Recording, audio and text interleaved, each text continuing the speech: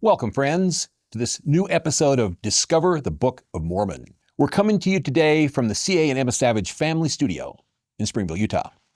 I'm Kirk Magleby, Vice President of Operations for Ancient America Foundation.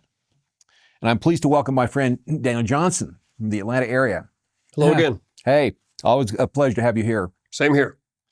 So what would you like to talk about today? Well, since we don't have any physical expedition planned. You mean we can't put our hats and go somewhere? You've got your Guatemala shirt on. I do. It brings back good memories. All right. So we're not going to go on a trip today somewhere. What would you like to talk about? Well, maybe another textual expedition into the words in the Book of Mormon, and looking for a place, the River Sidon, trying to figure that out, because that's one of the major features there. And what does that river do? Which direction does it go? Could we kind of figure out what the Book of Mormon says around that? Well, in the first place, if you take a look at River Sidon, in the Book of Mormon text, you'll find that there are all kinds of places where we have things east or west of Sidon. There is nothing north or south of Sidon.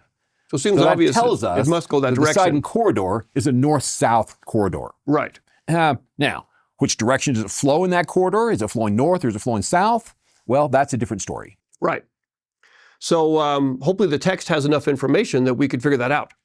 Well, I believe it does. Okay. In fact, in the Encyclopedia of Mormonism, published in 1992, in the article Book of Mormon Geography, John Clark, who's one of our brilliant Book of Mormon scholars, actually goes so far as to say that the direction of flow of the Sidon, the fact that Sidon flowed from south to north, is one of the few unambiguously attested tenets of Book of Mormon geography. He says it's unambiguous. He says it's unambiguous. What he means by that is that Orson Pratt in 1879 includes in his edition of the Book of Mormon, the Sidon River has to flow north. In 1920, the James E. Talmage edition says the River Sidon is flowing north. In 1981, the Bruce R. McConkie edition says the River Sidon is flowing north. In the 1890s, the George Reynolds masterpieces on the Book of Mormon are saying, you know what, the river is probably the Magdalena River down in Columbia, which just flows north. In fact, it was so well established around the church in that latter part of the 1900s, early part, or the latter part of the 1800s, in the turn of the century, that we had a famous expedition that left from BYU on horseback, and they go to Columbia, cross what they thought was the narrow neck of land at the Isthmus of Panama, get into Columbia because they're going to go to the Magdalena River and find Zarahemla on the west bank of the north flowing Magdalena River. Okay. When the New World Archaeological Foundation mounts its very first expedition in 1953, they're at Huimanguillo, Tabasco, which is west of the north flowing Grijalva River. Mm-hmm. We pretty much have everybody up until John Clark writes this article in 1992 edition of the Encyclopedia of Mormonism. We pretty much have everybody who's seriously looked at this thing, including the Rivernites, the folks who've been doing this kind of work from independence. They all have a north-flowing Sidon. And so why is that? Well, it's because the text is pretty clear. Right. So should we go through the text? What would you like? Yeah, it sounds like that's what we should do. If it's that clear, we should be able to find it in the text of the Book of Mormon itself. Okay. So let's dig in then. Let's start with scenario number one. All right. Now, I appreciate these maps that you put together. Okay. Yeah, we're going to try and visualize what we're talking about with some maps here. And these aren't trying to be any particular place. They're just general, all based on what the text of the Book of Mormon says. Well, the church has come out and told us in the Gospel Topics essays, we don't know where the Book of Mormon took place. Right. And the best we can do is say it's somewhere in the Americas. Yeah, that's right, officially from the church. And so these are what we would call a theoretical map. Exactly. Or some kind of just a relative positioning. Because we do know that certain things are north, certain things are south, and east and west, up and down. We know that kind of thing. Right. Now, how do we know that up is up and down is down? So that is a really good question. Is it literal? Is it figurative? Is there a place in the text that might tell us that? Well, that's an interesting question, and the answer is yes. Okay. If we go to Alma chapter 43, verse 34, that will tell us what the Lamanites meant when they used the word up in a spatial context. Alma 43:34. Okay. And it came to pass the Lamanites came up on the north of the hill Riplah. Okay. Bingo. There it is. As I go up a hill, I'm going up.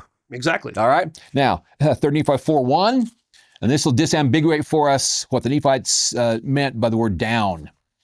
All right. So we have the robbers here, right? Okay, these are the Gadian robbers. They prepared for battle and began to come down and to sally forth from the hills. So as I come from their readouts at the top of the hills, they're coming down into the valleys. Yeah, down from the hills. Yeah. All right. So up and down in the world of the Nephites meant what up and down mean to us today. Rise in elevation, down in elevation. That certainly seems to be the case. What about east, north, south, east, west? Well, is there any place we know the geography or we could maybe check that? We know the geography in the Old World. Right. When we have Lehi leaving Jerusalem and going to the Valley of Lemuel, which is south of Jerusalem, and he's then going to the head of the Red Sea. We're going to the fountain of the Red Sea. We're going along the Red Sea. And we then get to Nahom, which we know where Nahom is. And we then turn directly east. We know where that eastward turn is of the frankincense trail. The directionality is so precise in that part of First Nephi, where it's talking about the Arabian trail through the Arabian Peninsula, that it's got to help us or cause us to believe the Nephites understood north, south, east, west in the very same sorts of cardinal directionality that we use today, where east is where the sun rises, west is where the sun sets. And if I stand with my arm to the east and my arm to the west, my head is facing to the north and my back is facing to the south. And indeed, it seems like all ancient cultures seem to understand those same four cardinal directions. Well, directional cardinality is pretty much universal across the world because the sun rises, at least in the mid-latitudes, the sun rises in the east and sets in the west. Right. You got to go to the extreme Arctic, Grand Arctic to get some weirdness. And no one lives there. And that's not where civilization took place. Exactly. So, yeah, it's pretty much a generality that the same sort of a compass rose that you've got right here has been used by cultures throughout the entire known history of the earth. Certainly we have some very good examples from the Americas that we can point to. We may get into that in a future episode. Well, so let's dive into the text. And let's kind of see what it might tell us about where these places are and if we can figure out where the up is, where the down is. And well, there are 7 different textual scenarios. Okay. So 7 different places where we can look in the text to find out what direction is the Sidon flowing. And if all 7 of these point to the very same direction, then we can probably say with some certainty, this is what the text says. If the text is consistent. If the text is consistent. Okay. All right, so let's go to find out where Gideon is, first of all. All right. Alma 6, verse 7, and it says that Alma is leaving the city of Zarahemla, and he went over upon the east of the River Sidon into the valley of Gideon. So Gideon is east of Sidon. And he crosses the river. He crosses the river. Okay. Zarahemla is west of Sidon. That would make sense. How far is Gideon from Sidon? Well, we know from the battle scenario in Alma chapter 2 that the army of the Nephites can get from Gideon to Zarahemla in less than 1 day. So it's got to be close. So it's got to be close. Okay. So on your map, you're showing Zarahemla west of Sidon, Gideon east of Sidon, but pretty close to each other, and in the center of the land. The text explicitly says Zarahemla is in the center of the land of Zarahemla. This whole sort of Nephite capital. The Nephite capital, right there. Yeah. Okay. So we go to Alma chapter 17, verse 1, and here's where it starts to get interesting. Okay. So 17:1, would you mind reading that, Daniel? Yeah, I've got that. So Alma was journeying from the land of Gideon southward away to the land of Manti. Okay, so what direction is Manti from this Zarahemla Gideon area? Obviously south. Obviously south. Yeah. Now, the fact that it doesn't mention crossing the river, that leads some people to think that, well, maybe Manti is east of the river, just like Gideon's east of the river. Yeah, so he wouldn't have to cross it. Because he wouldn't have to cross the river at that point. Okay. But nonetheless, we got Manti to the south, Zarahemla and Gideon to the north. Okay? Now, what do we have that separates Zarahemla from Nephi? Because the Lamanites are in Nephi, the Nephites are in Zarahemla. Right. What separates those two? Well, let's go to Alma chapter 22. Let's do that. This is that famous excursus on geography that has been debated ad infinitum. Okay. Okay, so we're talking about verse 27, Yes. and there's a narrow strip of wilderness that's being talked about. And that narrow strip of wilderness runs from the sea east even to the sea west. So So all it's the a way across. continental feature. Interesting. It goes all the way from one sea to the other sea. Okay. But it divides the Nephites on the north from the Lamanites on the south. Okay. So, and thus were the Lamanites and Nephites divided. So almost like a political buffer zone. It's like a boundary line. Yes, Interesting. a major boundary line, but Okay. a naturally occurring boundary line. Yeah, they didn't have to make it. It's already there. Okay, so where's the head of Sidon? Now, first of all, what's the head? That's a good question because I've read that and I've thought, what exactly does that mean? So is there any clue we could get from the text what the head is? Well, we go to the editor of this particular, the Yale 2009 edition of the text, our friend Royal Skousen, and take a look at what he and San Karma have put together, and they've made a very compelling case. And this is called the earliest text. Well, he calls it the earliest text because this is Royal's 40-year labor of love, life's work, magnum opus, to reconstruct the text of the Book of Mormon as it fell from the lips of the prophet Joseph at the moment of translation. And he's done that by going back to the original text, the actual 27% of the original text that's still extant, the printer's manuscript, which the church recently purchased from the Community of Christ, which is pretty much complete, and then all published editions of the text, and taking into account the fact that we know that there was one section of the 1830 that was typeset from the original manuscript as opposed from the printer's manuscript, because that was during the time that we had Oliver Cowdery taking the printer's manuscript to Canada to try to get a British Commonwealth copyright for the Book of Mormon. They were unsuccessful, but nonetheless, the printer's manuscript was gone from the Grandin print shop during that time period. But the printers were continuing to work, and they were typesetting from the original text. So Skousen knew all this, and that's where this is coming from. So this text is really important. Well, the Yale 2009 is the go-to text for serious, very precise kinds of textual analysis. Okay, and that's what we need right now. So we go to here in 2227, and we find several things going on. There's this narrow strip of wilderness, as you've indicated on your map. We've got the head of Sidon, which is in the narrow strip of wilderness, or very adjacent to the narrow strip of wilderness. The idea then, what is meant by this head of Sidon? Well, what we learn from the work of Skousen and Carmack is that the language in this text, as it fell from the lips of the prophet Joseph, is most likely to be early modern English, Very interesting. which predates even the King James that comes out in 1611. Okay. So we're talking when Shakespeare was a youth wandering the streets of Stratford-on-Avon, okay? That's the English that we're finding is the vernacular of this particular text. So that means that in order for me to understand what do they mean by head of Sidon, I've got to go to the Oxford English Dictionary, Okay. because it has a history of the English language over time.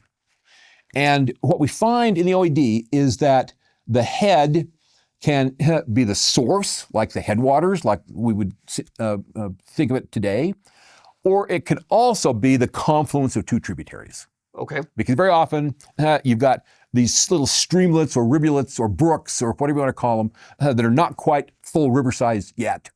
They come together, forms at that point of confluence, they now become a big enough stream that we're going to call this a river from now on. Okay. And so And it then flows from there to the sea. all right. And so as I understand rivers, these tributaries come together, they get bigger, but they also have to flow from high to lower elevation. Well, everywhere on Earth, stuff goes from the mountains to the sea. Exactly. I mean, we go through the Piedmont, we then go to the coastal plain, and then eventually we get to the Delta. Okay, so we might understand then the head of Sidon as being perhaps the source or the origin. Well, it's where the river begins. Yes. Okay. And whether or not there's stream flow upstream from that is not necessarily explained. Because they didn't consider that the River Sidon. The River Sidon But started at the there. point we call it the River Sidon, it begins here, and that's the head of Sidon. And we know it's in the narrow strip of wilderness, Okay. which is in a highland area. So can we read about some of those passages there? Alma 22:27 says the head of Sidon is by the narrow strip of wilderness. But there's also this Manti of Zarahemla. We saw that in 17:1. And then we have the borders of Manti. So 22:27, Alma 22:27 also talks about the borders of Manti. And the borders of Manti are beyond Manti. They're further upstream. They're further south from Manti, towards the narrow strip of wilderness. And that would be sort of like the edge of the land of Manti? It's like the edge of the land of Manti. Absolutely. Okay. Yes. All right. And then we get into the fact that the land of Manti is by the head of Sidon. So we go to Alma chapter 43, verse 22, says, they durst not come against the Nephites in the borders of Jershon, therefore they departed out of Antionum, and they took their journey round about in the wilderness by the head of Sidon, that they might come into the land of Nephi. So Okay. to get to Manti, the Lamanite army is going by the head of Sidon. Okay. So that tells us that Manti and head of Sidon are not too far distant from each Okay. other. But for the head of Sidon, which direction is it, or rather, do I go up or down in elevation to get from the head of Sidon to Zarahemla? Well, let's go to Alma 56:25. All right. I've got that. Go. Neither durst they march down against the city of Zarahemla. So they're at the head of Sidon. Okay. And they would have to go down. They're going to have to go down to Zarahemla.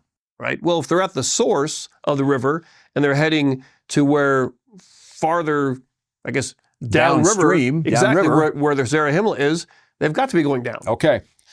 So we've established that Zarahemla is to the north, Mm-hmm. head of Sidon is to the south, Mm-hmm. and we're going to go down from head of Sidon to Zarahemla. What Okay. does that tell us about the direction of flow of the river? Well, so far it's got to flow to the north, right? Okay, so this particular scenario tells us unambiguously the River Sidon is flowing towards the north. All right. Okay, number two, we know that on the map now, we've got Greater Nephi south of the narrow strip of wilderness. We've got Zarahemla north of the narrow strip of wilderness. Mm-hmm. The head of Sidon, more or less in the narrow strip of wilderness, or very proximate to it. And that's attested in Alma chapter 50, verse 7, and then 50, verse 11. So we go over to 57, Right. and it says that their own lands, which is the lands of the Lamanites, Right. were south of the land of Zarahemla. So that would be the land of Nephi, That's right? correct. So that's how we know Nephi is south of Zarahemla, Okay. south of the narrow strip. We then find in Alma 50:11 that there's a dividing line between the two major lands. So there's Captain Ronai fortifies the line between the Nephites and the Lamanites, between the land of Zarahemla and the land of Nephi. Okay. And this dividing line would be, That's that narrow strip of wilderness again, okay, that natural barrier. that natural barrier. Okay. And it is from the west running by the head of the River Sidon. All So right. this line, this narrow strip of wilderness that runs east to west, from East Sea to West Sea, separates Nephites on the north from Lamanites on the south. It also goes right by the head of Sidon. We can kind of see that on the map here. It's all kind of happening in that same area there. So what that tells us is if we can tell the direction or rather the inclination of travel, up or down, Yes. from Zarahemla to Nephi, we're going to know what direction this river is flowing. And that tells us that in Alma chapter 2, verse 24. So go back here to the Amalekite battle scenario, and Alma chapter 2, verse 24. Behold, we followed the camp of the Amalekites, and to our great astonishment, in the land of Minon, above the land of Zarahemla, Okay. in the course of the land of Nephi. So as I go from Zarahemla to Minon, I go up because it's above. Right. And then as I go from Minon to Nephi, I continue to go up. In fact, there are probably half a dozen places in the text where it's always up to Nephi, down to Zarahemla, never the other direction. Yeah, I recall that's very consistent with that. Very, very consistent. So that's how we know that as I go from Nephi to Zarahemla, I'm going to follow the course of the River Sidon, and it's got to go down because I'm going from the lowlands to the highlands. Okay. As I go from Zarahemla to Nephi, I'm going from the lowlands to the highlands. So that's up. Okay. And I go from the highlands down to Zarahemla, that's down. All right. And that's the way the river's got to flow. That's the way the river's got to flow. All right. So therefore, the Sidon River is flowing towards the north from the narrow strip of wilderness towards Zarahemla. Okay. Now, there's another scenario here about the Mulekites. Okay. So what does that tell us? Well, who are the Mulekites? So these were people who escaped from Jerusalem, supposedly Mulek, the son of the king. The son of the king Zedekiah. Right. All right. How did they get to the Americas? Good question. They probably came with the Phoenicians. Okay. That's been sort of general consensus among LDS scholars now for decades. If they came with the Phoenicians, they're going to come, they're going to check out some places to settle, and then they're going to go upriver. Okay. but it's got to be a big enough river that ocean-going craft can sail up it, because that's how the Phoenicians did their settlements. We know that all throughout the entire Mediterranean basin, and even into the coast of northern Africa, on the Atlantic coast of North Africa. We have Phoenician settlements all through there. They're always on rivers. So is there any clue in the Book of Mormon about these Mulekites and where they landed or where they settled? Well, we go to 2230. We're back again now in this section on Book of Mormon geography here. Okay. And 2230 tells us that in the land northward, bordered upon the land they called, the land bountiful, which is in the land northward. Yes. Bordered upon the land they called desolation. It being so far northward, it came into the land which had been peopled and been destroyed. So desolation is where the Jaredites were destroyed, in the land northward. Right. Of whose bones we have spoken, discovered by the people of Zarahemla. That was the Limhi expedition. Mm-hmm. And then before that, it was the Mulekites. The people of Zarahemla are the Mulekites, basically. Exactly. It being the place of their first landing. So these people of Zarahemla with Mulek, the place of their first landing was the land northward. The land northward, Okay. near where the Jaredites have been destroyed. Okay. All right? Now, where did they go from there? Well, they founded their capital, Zarahemla, but it was in the land southward. We learn that in the Book of Mormon. So Mormon chapter 1, verse 6 tells us what's the relationship between land northward, land southward, and Zarahemla. Okay. So it says, it came to pass, I being 11 years old. So this is Mormon now, as a young man. Right. He's grown up in the land northward. Okay. And he says, I was carried by my father into the land southward, even to the land of Zarahemla. So he was north of Zarahemla. So he grew up north of Zarahemla. Yes. In the land northward. To the south, where Zarahemla is in the land southward. Right. So there's the relative relationship. And what happens to the Mulekites? They found Zarahemla. And so it would make sense that if they land in that area, they find the river, they go up the river to find a good place to settle. Well, that's what appears to happen, because we read in verse 10 that the borders of Zarahemla were by the waters of Sidon. So the Sidon flows right past. We saw that in Alma chapter 2 as well. The Sidon flows right past Zarahemla. Yeah, it's got to be a major feature there. And so the Mulekites are going to come into the land of Zarahemla to found their capital by going up a river. And we go to Alma chapter 22, verse 31, and it tells us they came from there up into the south wilderness. Okay. So as they're flowing south, as they're going south, what direction are they going? So it's interesting, according to the Book of Mormon, you go up to go south. Okay. In this particular case, Alma 22:31, it says up to go south. That's right. And then you would go down to go north. So you go down, up to go south, down to go north, and that tells us that from the textual description of the the Mulekites founding Zarahemla, that the River Sidon is having to flow towards the north. Because it's going to be down, since it's up to the south, it's got to be down to the north. Okay, and down to the sea. Bingo. Okay. So far, we've had three scenarios. Are we consistent? Certainly sounds like it, yeah. We've got the river going from the highlands in the south to the lowlands in the north, and then to the sea. We'll get to the sea in a minute. Okay. All right, we've got Alma 16:6. So this is a very important chapter. Would you mind, Daniel, just walking us through this? Okay. So what we have here is that Alma is inquiring of the Lord. And so he's asking about captive Nephite soldiers. Is that right?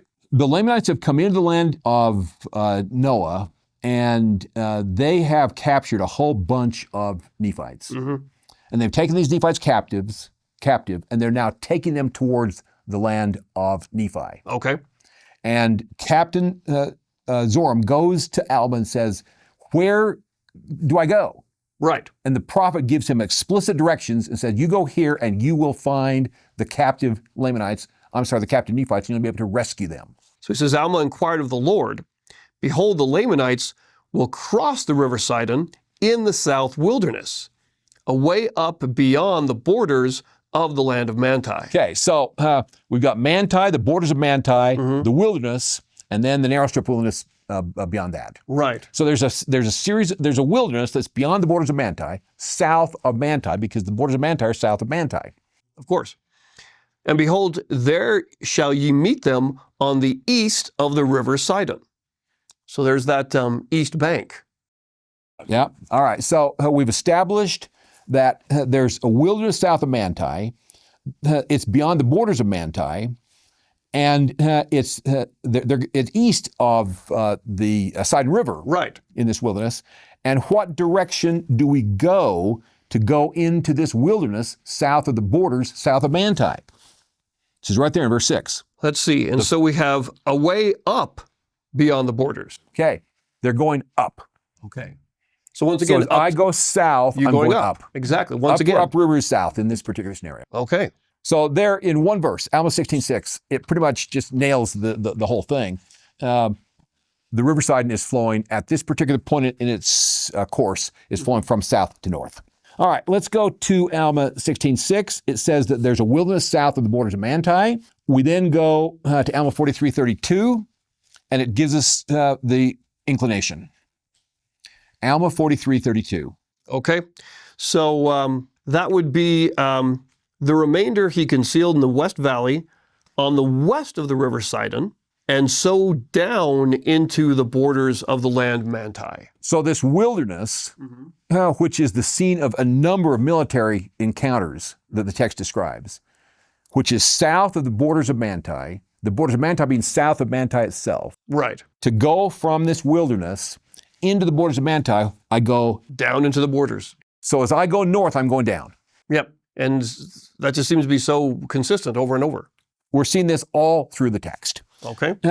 And we already talked about how we know that up is up and down is rising in elevation, down is declining in elevation because of those references that we talked about earlier. Yes. Going uphill and downhill. All right. So we now had 5 scenarios, all of which are painting a consistent picture that this river is going from the highlands in the south to the lowlands in the north. And we'd read about a land called Minon. Well, let's go find out about Minon. Okay. Let's go to Alma chapter 2, verse 24. Mm-hmm. And this is the Amalekite War. Mm-hmm. We learn a lot about geography from this Amalekite War. So 2 verse 24, in the land of Minon, above the land of Zarahemla, in the course of the land of Nephi. So it goes Zarahemla, Minon, Nephi. Right. And so Nephi is obviously south and higher than Zarahemla. Well, yes, I always go up to Nephi. Yes. And Alma 22:29, 22:33 to 34, and 57, Alma chapter 50, verse 7, all say Nephi is south of Zarahemla. All right. So that's unambiguous.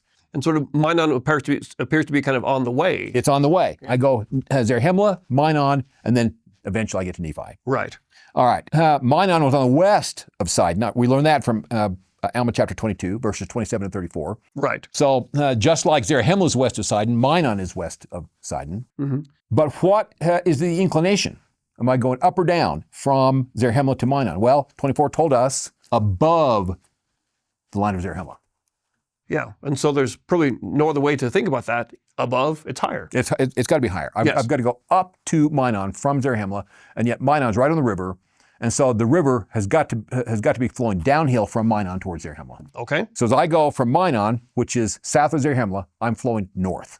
Right. So river is going down to the north to get from Minon to Zarahemla. Mm-hmm. All right. There's the 6th of our scenarios in the text. Okay. Now the 7th scenario gives us a big broad brush picture, and we begin to talk about where is the sea. Yes. Because we certainly have heard So I've got to about go from the highlands Mhm. to the Piedmont to the coastal plain to the seacoast Okay. somehow. So what can we find out about the sea here? Well, the sea is talked about in Alma chapter 3, verse 3, Mhm. as well as 2 verse 15 and Mormon chapter 1, verse 10. And what's happening here as I go past Zarahemla, I'm going downstream from Zarahemla, I eventually encounter the sea. Okay. And we find that out because we got bodies being thrown into the river. Those bodies are flowing past Zarahemla and eventually ended up in the sea. All right. So where can we read about that? Well, I just mentioned Alma 2:15, Mormon 1:10, and Alma 3:3. Those are the passages that talk about the River Sidon going through Zarahemla and from there to the sea. But here's how the whole logic chain works, okay? First of all, you go to where your map shows the head of Sidon, and that's near the narrow strip wilderness. We found that out from Alma 22:27. Yes. The head of Sidon is in the general vicinity of the narrow strip wilderness.